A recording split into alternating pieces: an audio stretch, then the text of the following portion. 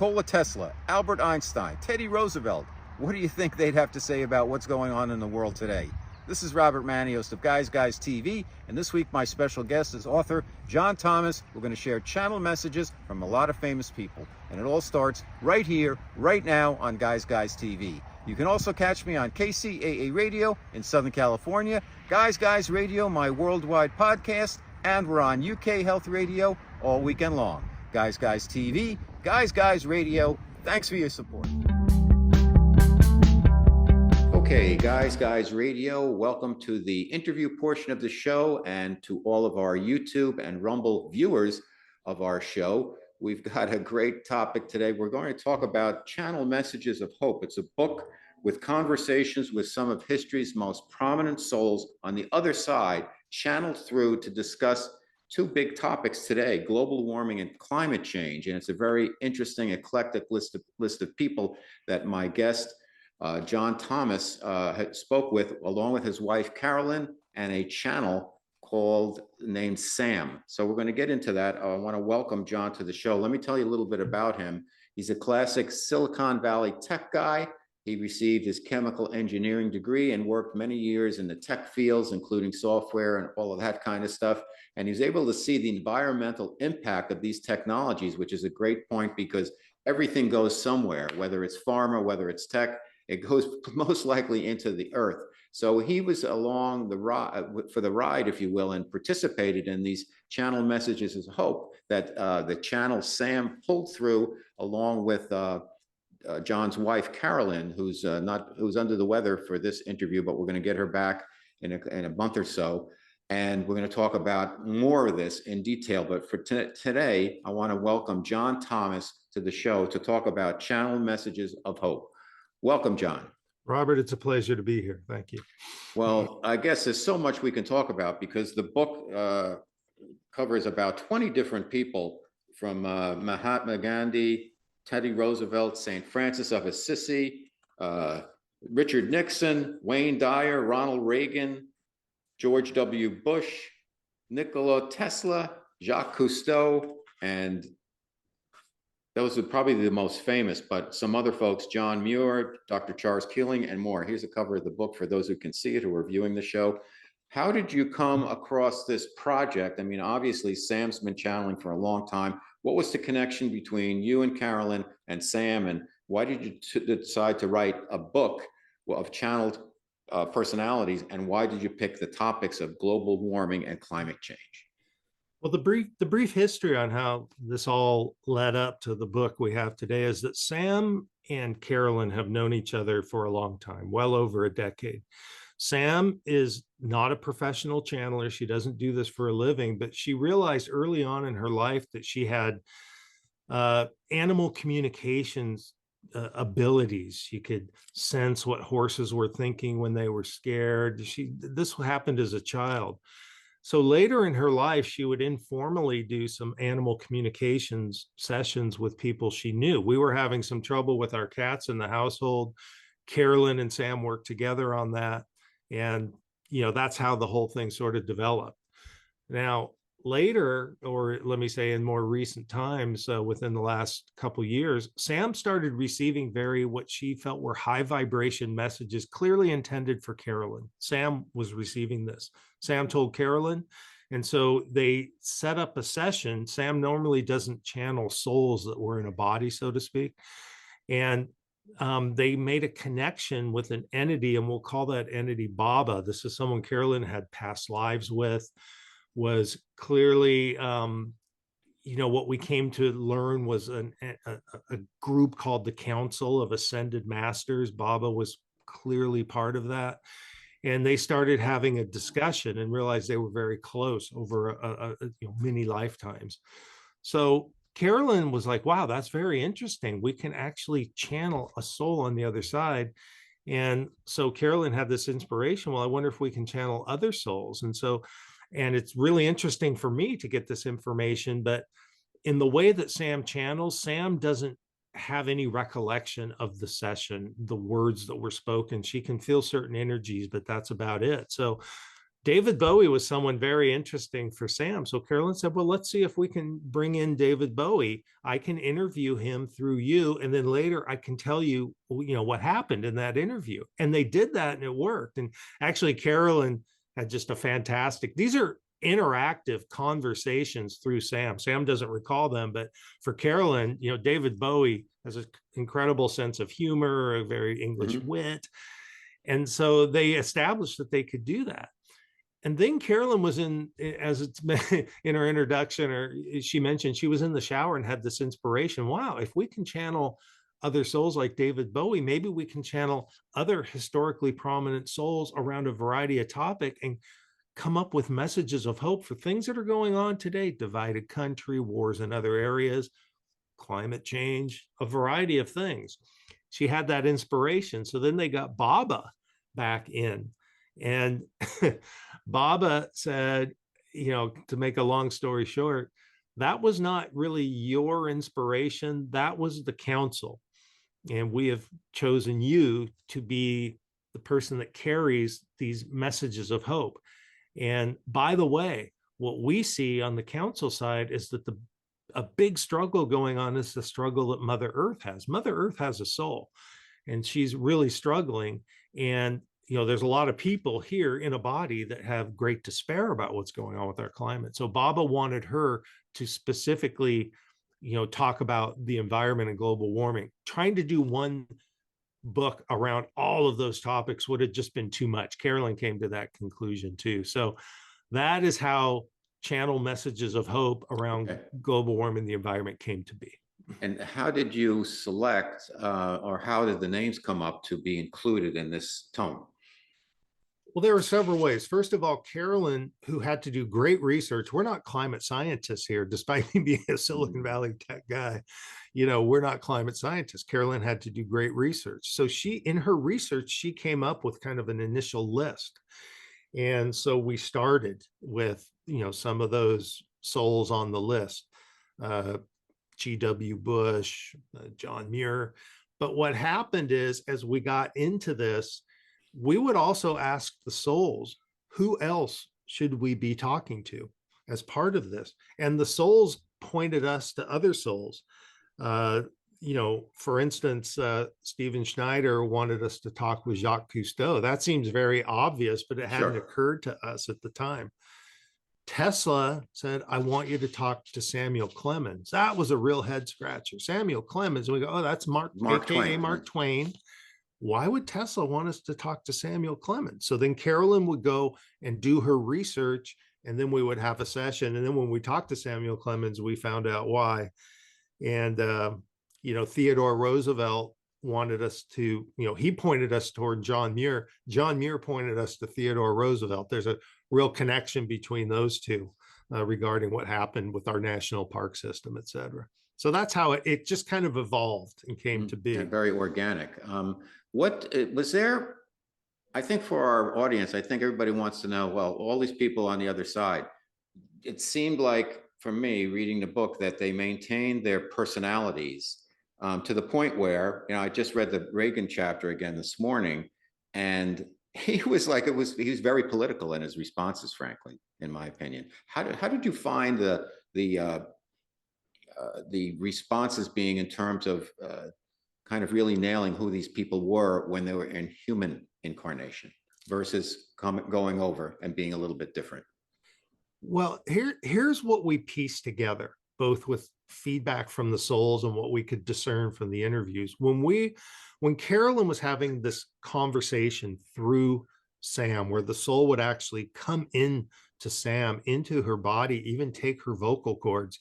And on our website, there's actually audio excerpts from some of these interviews. We recorded all of them via Zoom. We realized that we were talking to the soul's higher self. And there are many lives in a body in the progression, because as the souls explain, when we're in the body, we're here to grow and to learn. And when we would invoke a soul through Sam, it was that particular lifetime that we were very interested in.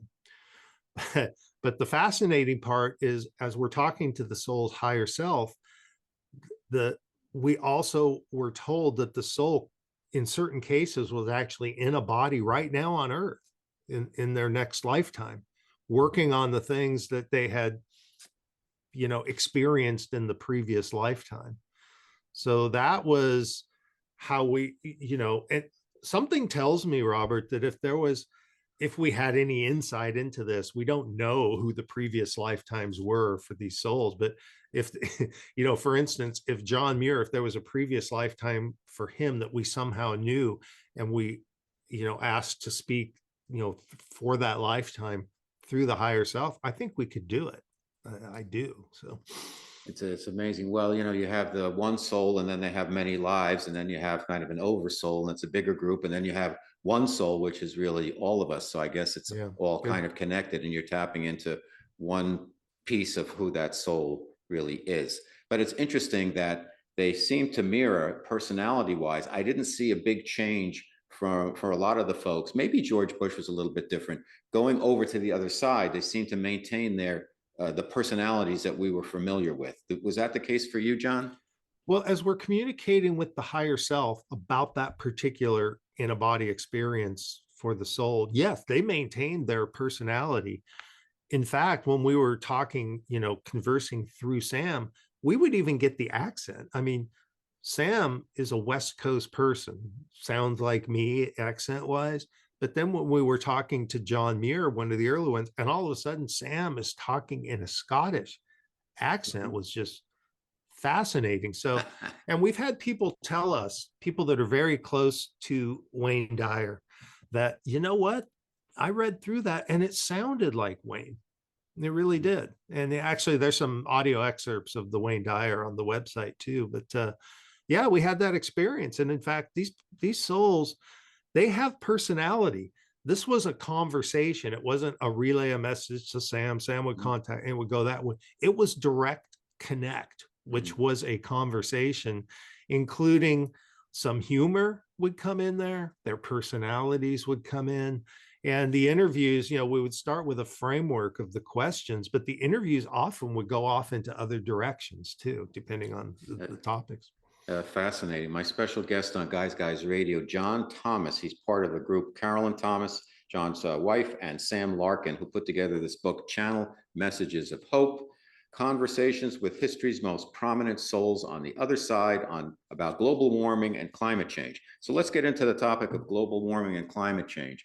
What was the consensus that because it's a political issue here for folks on Earth in terms of everybody agrees there's climate change, there's a disagreement about how it's occurred. And it was interesting when I was reading Reagan, he took a very Republican perspective on it, like it might not be that much mankind, it's more about natural occurrences.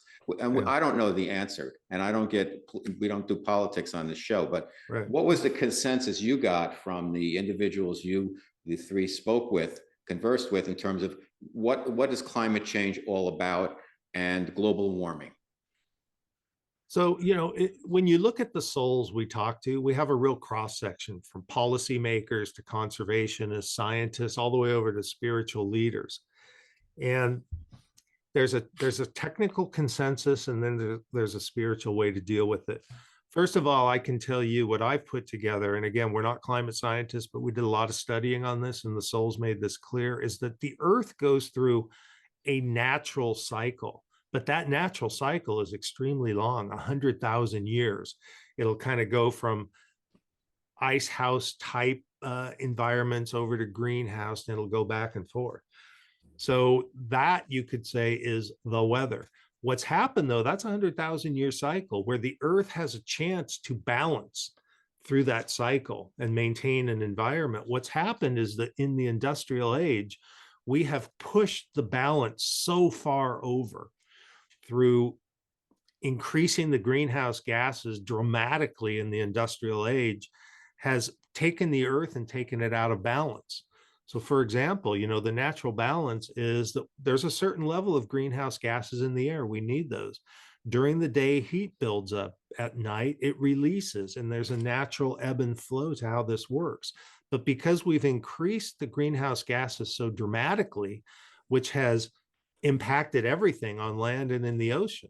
For example, the ocean, 90% of the heat built up is absorbed by the oceans in the natural cycle.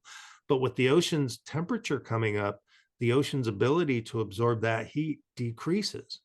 Meanwhile, on land, we're decreasing green space. Green space is what consumes carbon dioxide through photosynthesis. That's why the Amazon rainforests are so, important.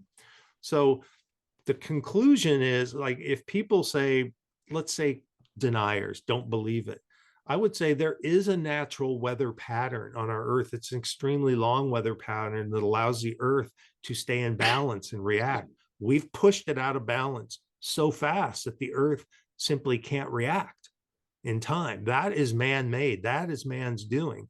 And we're pushing things toward a greenhouse state at such a I mean, when you consider the last 100 years in the context of 100,000 years, and the earth trying to react and rebalance, this is the issue. And that's why we need to slow down that pushing the out of balance situation, to give our earth, Mother Earth, who is a soul, that we live in concert with, to give Mother Earth a chance to do what she wants to do, which is provide us a nice environment so that we can live the way we're used to. It's interesting to me, and I was talking about this with my wife yesterday, about fresh water. Seems to be it's all about fresh water, and I'm wondering if any of the folks you spoke to had anything to discuss about this, because we need clean water. Are we running out of clean water? I know there's been some desalinization. I'm here in Southern California, and we have some plants here, but dysentery has been the #1 killer around the world for years.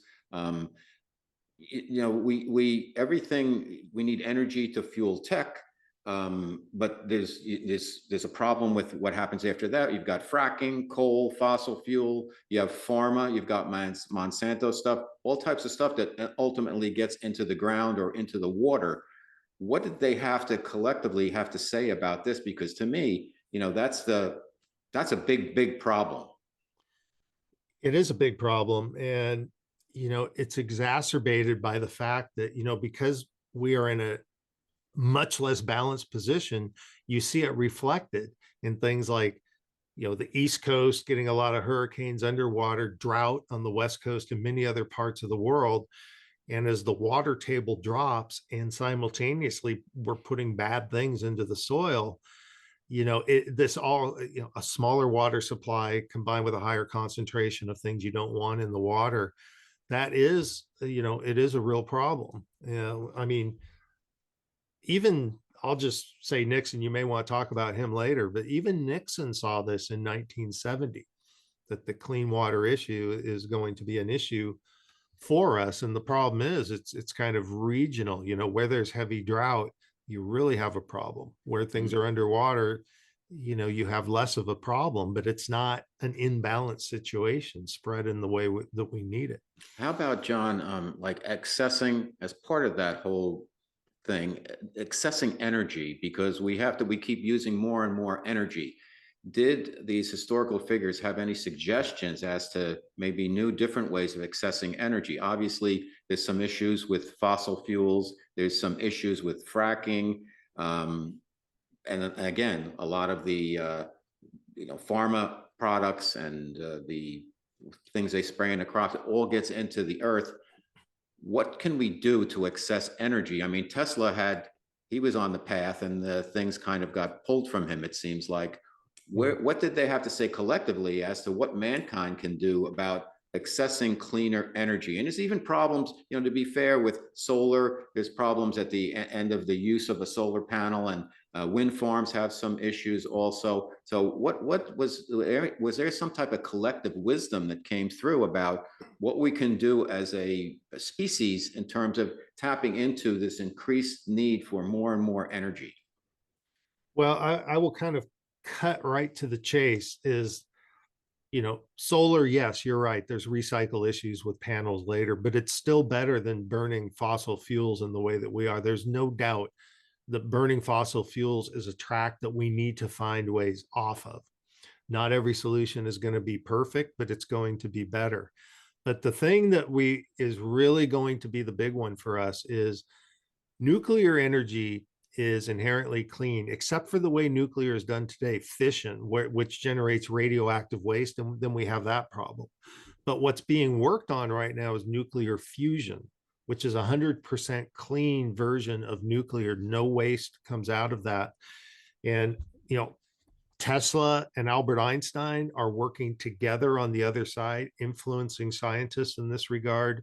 We asked all of the souls about nuclear fusion. Is it feasible? Will we actually see it? The kind of consensus we got is, you know, obviously it's not here now, but it's in development. There's a lot of work being done, and probably in the 20-25 year time frame, we'll start to see this come to fruition.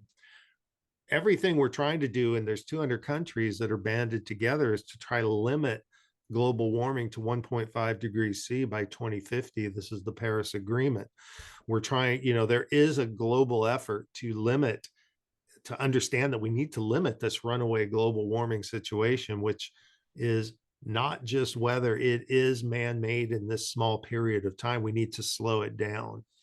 And so that's, and you know, wind does have issues with animal life, but wind, geothermal, there's going to be various other solutions. Net, we need to get off fossil fuels as much as possible. There's no doubt about that. There's no disagreement among the souls about that point.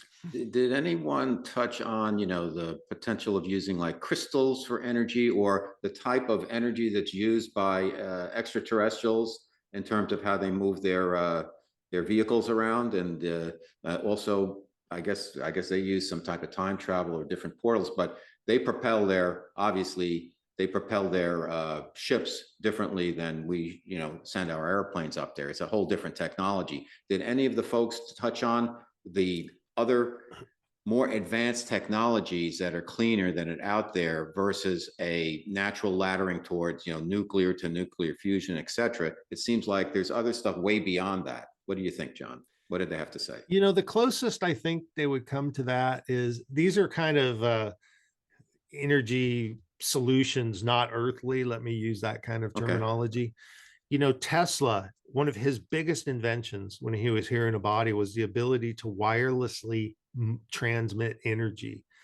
And he came up with that. He actually showed feasibility on that. That would be probably the closest thing to what you're describing, Robert. But that technology also has implications for, you know, weaponry, or put in the wrong hands. Imagine if you could take out a warship by wirelessly transmitting a huge bolt, you know, of high energy. So all of that invention was buried for the most part when Tesla transitioned. So that would be about the closest to that. But you know, one of the things we learned in talking to the souls, we got better and better on asking more questions across even broader topics as we went. And this, what you're mentioning there, would also be on the list. This whole concept of UFOs, and is that they're another dimension, and get the perspective. We didn't probably know enough or have enough, you know, awareness to roll that into our questioning this time around. But we will on the next one. There will be more books in this. But following up on that, how much did they know? And was there a collective, like, did Teddy Roosevelt understand what he knew in his lifetime, or does he understand what's going on now and all the different technology that's occurred over the 100 years since he passed, et cetera? Or was it compartmentalized in terms of the information that you got from the versions of the individuals that you communicated with from their higher selves or What we higher would souls? right, higher self. So what we would get is kind of a perspective from their life in a body, but they also on the other side had a more long range perspective. So whereas maybe, you know, they might not even know what nuclear fusion was when they were in a body, but you would get commentary like Samuel Clemens, like, I believe in 25-year time frame this will come to be.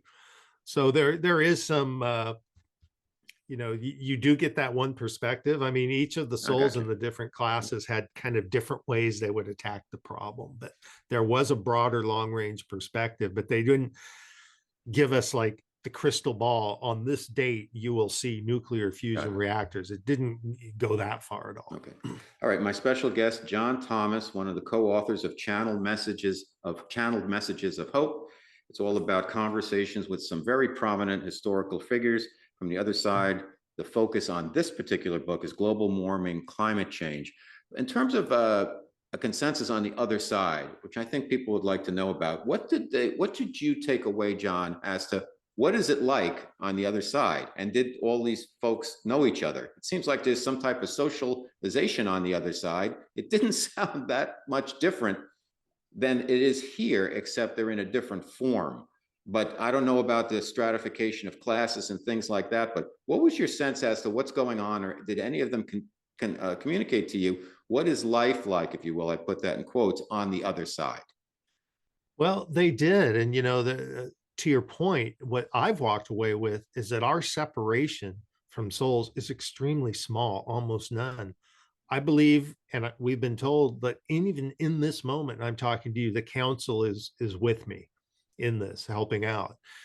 And we talked to souls about the transition and then what it was like on the other side and what they're doing on the other side. And the one main thing is that in that transition on the other side, it's a pure love environment, pure love. And I've actually had what I think are a couple dreams where I experience what that like, and it's just a remarkable feeling.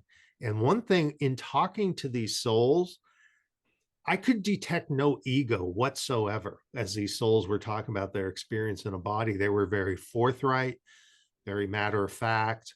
They would talk about how they were working with souls on the earth. And, to give you an example, even the interviews that we did through Sam, we asked questions like, well, how did you know that you were supposed to be working with us? And different souls that were not on this group of ascended masters that we came to call the council would say, well, I was telepathically notified.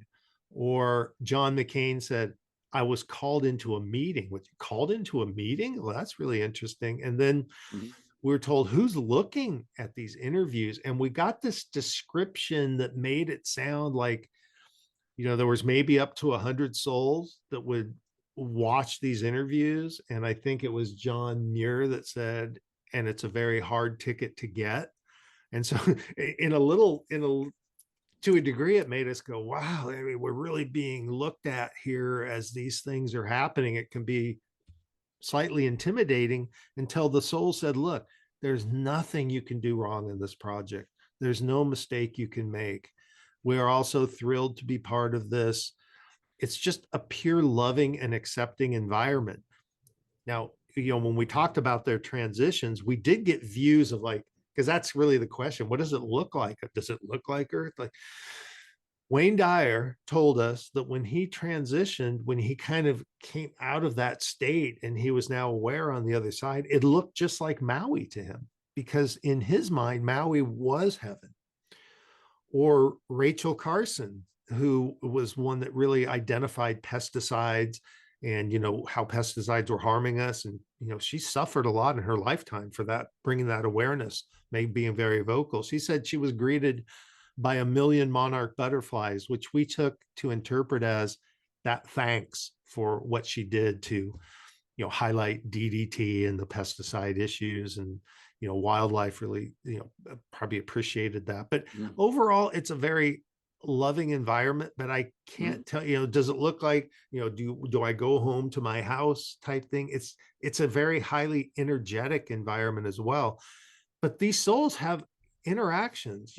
Wayne Dyer also said St. Francis was there to greet him, as well as he saw this whole sea of faces or souls that he did not recognize, but he came to realize were people that were touched in a body by his teachings, for example. Fantastic. So let's flip that around though. How about people, some of the folks weren't exactly environmentally friendly in their tenures in positions of power.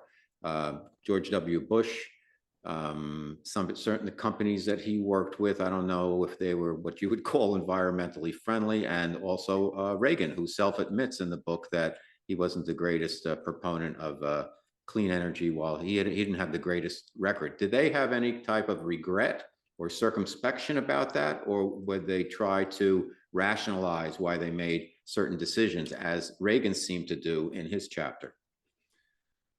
He was Well, I talking think about right. tax cuts. I mean, excuse me, he was talking about tax cuts, and I had to prioritize things and this and that. And it Yeah. sounded very political. I'm like, wow, is that how it is on the other side? Well, I think he was maybe he was explaining because we asked him. It seemed like you had a lot of environmental, awareness, and then you became president. And basically, where did Right. that go? I mean, we asked him, Yep. and that was his explanation that I had to go with it. G.W. Bush would say, well, I was, I put a lot of non-fossil fuel stuff into my main compound, but he had some awareness, but maybe not as strong. Steven Schneider was an advisor. We talked to Steven Schneider to these presidents. I think Reagan was, if I can speak for Steven Schneider, was probably his biggest frustration, maybe. And even over on the other side, Steven Schneider described Reagan as a bit childlike, maybe a little naive in this area, which how do we resolve that in terms of from a soul to soul interaction? But that's just what he told us. But this is not a political book. We don't espouse any political Hmm. party. We're not Nixon apologists here, even though Nixon was in the book. But each of these had a particular point of view about the environment, which is why we included them. And we want to know how they see the problem now. Generally, on the other side, they see the issue environmentally, some a lot more than others. Maybe Reagan not as much, but people like John McCain who told us Republicans are not listening to the science. And so that's we wanted to get the policymakers point of view on this. Who did you find personally from the three of you the most engaging and soul you might want to come back and talk to about some other topics? Well, and then if you ask Carolyn, her view, John McCain really Hmm. was a standout. John McCain, he goes through this POW experience, and we asked him about that, and he told us, I'll go into that. It's not what I really like to go back and re-experience because it was very hard for him. Hmm. Over 5 years, extremely physically challenging. He told us about that. It's in the book. But then he came back from that and devoted his life to public service. And so we asked him, kind of along the lines of maybe topics for the next book. What did you encounter your captors when you went to the other side? Great Who are question. just awful to him. Was there forgiveness there? And he said, yes, there was forgiveness. The only way, and it was made clear to us by the forgiveness is like the main thing that is core to being able to move forward. Mhm. That has to happen. Otherwise, that resentment can get held. There's a long review, well, long depending on the soul and their life experience in a body, but there's a review process when they come to the other side of what happened when they were in a body, what lessons did they learn, what do they need to possibly go back and work on, raising that awareness. And forgiveness is a big point. Albert Einstein talked to us about forgiveness as well. It's interesting that I want to get your perspective on this. What can individuals do? Obviously, we recycle. You bring your own bag to the supermarket now, but to me, the real solutions are going to come from much more powerful entities and individuals. I like collective individuals, and we do the right behavior, the right things. That's great, but when you're talking about what we touched on earlier, with everything gets into the ground, water, etc., whatever it is, even pharmaceuticals. I mean, you're going to defecate them, they go out of your system, they go out of the animal system, they go into the groundwater, they go into, I mean, everything goes, technology, it all goes into the ground, it all goes into the water. What was their advice as to what policies can be implemented and what the corporations can do to stem the increase in global warming and climate change? Well, there's kind of the big solutions. What can governments do? And then there are The things that corporations, or yeah, one and the same nowadays. corporations, right? Large entities that are setting Hmm. policy. But there is a role for the individual on this as well. And the first thing is that to really move this, there has to be a different perspective globally. whether it's corporations, governments, they're all collections of individuals. They're people at the end of the day. And, if you talk to the policymakers, they would say you have to put pressure on these corporations, or rather give them incentives. One overriding message is you don't want to scare everybody. This is a messages of hope book. We want to give people reasons to be hopeful and motivated to take the right actions. In the case of corporations, the policymaker said, you got to follow the money. You have to give them the proper incentives to move in the direction we want, and the disincentives to go away, from the practices that they have. That was kind of an overriding theme, a lot of, financial pressure. Mm-hmm. The individuals working with policymakers, they said, this may sound to us like, right. Several of them said, you have to write letters. You have to be vocal with your politicians. You have to make the voice of the people known. That might feel a little bit like, write a letter in this day and age. Is anybody really going to listen? But let me step back to kind of from the broader point of view. And what really, St. Francis really made this clear. Gandhi made this clear, that we are all one. Okay, man may position himself here and the earth is there to serve me, and animals and plants, but from Mother Earth, who has a soul, to nature, to the animals, to man, we are all one. We are all on a common plane. And if we started to think that way, that would be a collective shift in the way that mankind views that this is a completely connected thing. I mean, it really made an impression on me that, while we can make our gratitude list and be thankful for our spouses and significant other, we need to thank Mother Earth for this environment that she gave. This is a gift in this lifetime that we're given. And, what was also made clear to us, Wayne Dyer said this, is that man's kind of the unequal way that we're treating each other is reflecting in the Earth's kind of coming back to, because we're in discord, the Earth is also in discord, and we're not properly acknowledging, thanking, taking care of this Earth. In too many respects, we're taking it for granted. Now, the message of hope, back to corporations and what can we do, is that the younger generations are really getting this, and things transition generationally. And there's many technical efforts going on across, even I'm in Silicon Valley, okay? And even the startup that I run on highly sustainable technology for the food industry, I see it in the way funding is allocated and what companies get it. And more funders want sustainable entities. So that is a good sign to me. And the younger generation is getting it. There will be a transition. But collectively, if we can start moving the way that we're thinking and perceiving and appreciating our environment, that will be big too. So the net, Robert, is that different group, whether you're a policymaker, whether you're a spiritual leader, they had different takes and different things that we could do. And that's why I really now appreciate kind of the wide horizon of different perspectives that came together for messages of hope. Just out of curiosity, because you had some historical political figures in there, some former presidents, and we're in a special time now because we have such a divided country. Did Trump's name come up?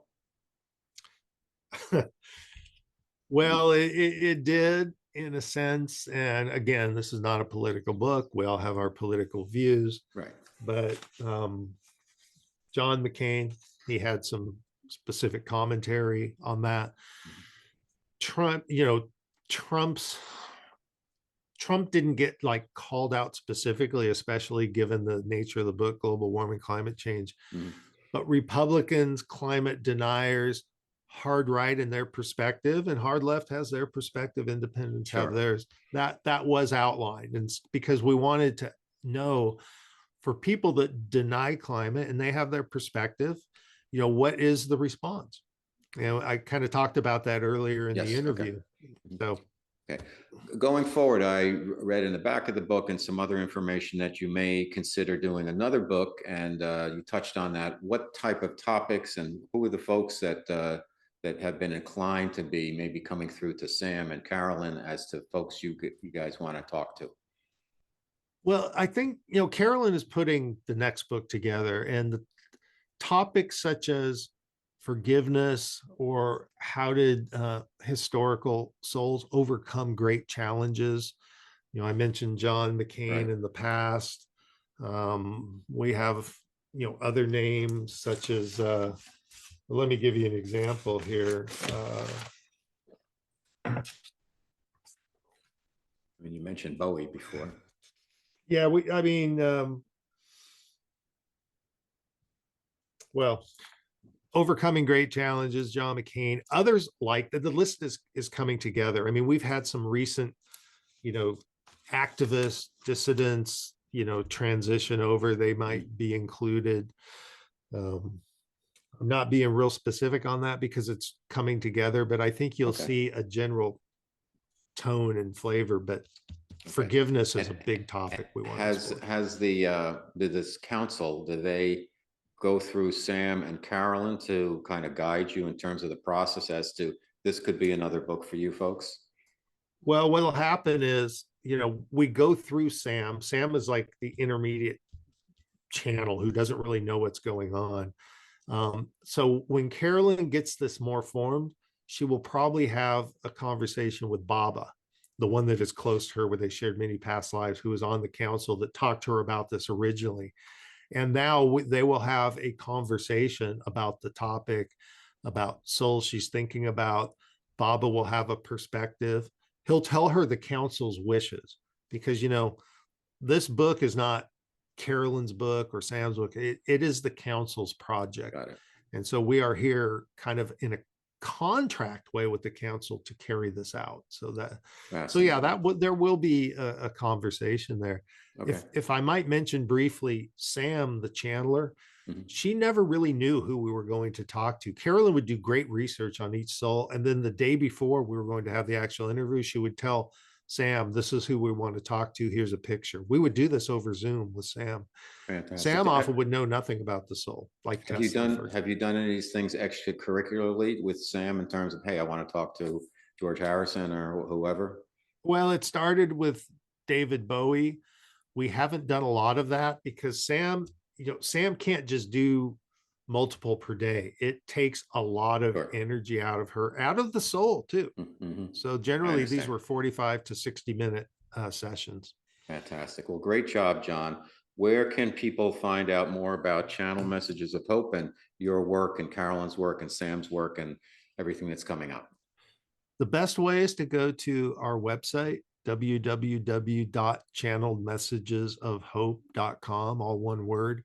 You can read the introduction. You can hear audio excerpts from some of the soul conversations. You can access the book. We're on Facebook as well. But I think the website will give you a real feel. And I might just mention, Robert, that, who is this book for? It's not just people, concerned with the environment. It's are spiritually open people, spiritually curious. Are you curious about what the transition is like, what the other side, how they work? These things all came through. And you have concern with our environment, would like to know what you can do and what the souls think about all of that and what they see coming. So fantastic. Well, I hope the council will work with me also in my work. So thank you. The council is available if they are asked, just like, we know now Wayne Dyer is a guide. St. Francis is a guide for me, and I can ask souls where I have a vibrational match to be my guide. They are available. If there's one message that came through is we're available. We have infinite capacity as souls. It's not like we can only guide 100 people on earth. We have infinite capacity. They're here for us. Fantastic. Great work, John. Keep it up. Best to Carolyn on her work and recovery, and best to Sam. And we'll talk to you again soon.